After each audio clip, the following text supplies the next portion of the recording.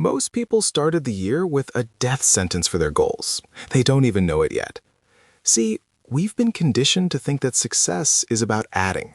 Add more habits, add more hustle, add more side hustles. But here's the cold truth. If you try to build a new life on top of an old version of yourself, the whole structure eventually collapses. I call it the Moulting Effect.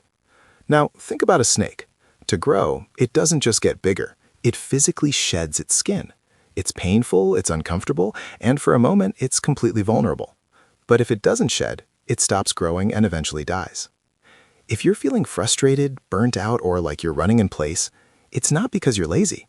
It's because you're trying to live in a skin that's 3 years too small. Today, we're going to talk about how to shed that weight. I get it, especially right now. Look at the state of things. Inflation is on the rise, the job market is shifting, and in our dear country, it feels like the rules for winning change every Tuesday. It's easy to look at the economy and say, that's why I'm stuck. And honestly, you're half right. The environment is tough. But here's the chill reality.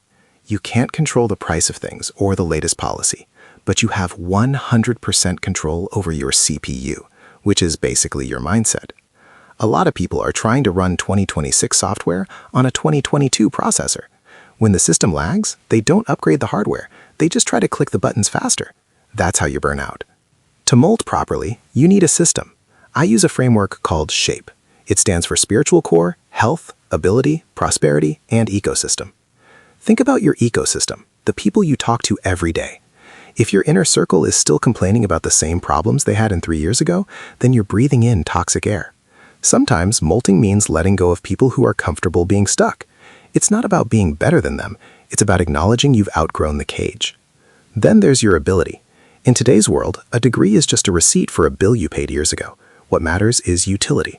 If you haven't upgraded your skills in the last 6 months, you're still wearing old skin.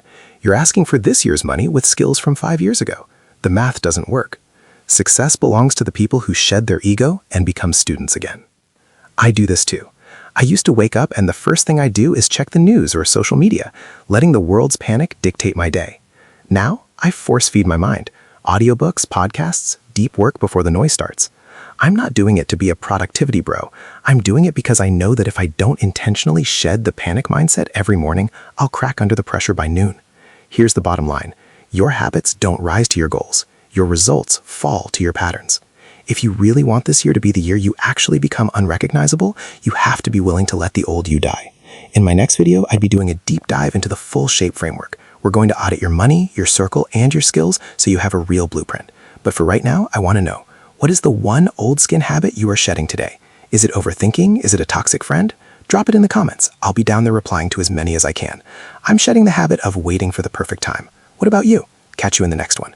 Don't forget to like the video and subscribe to the YouTube channel.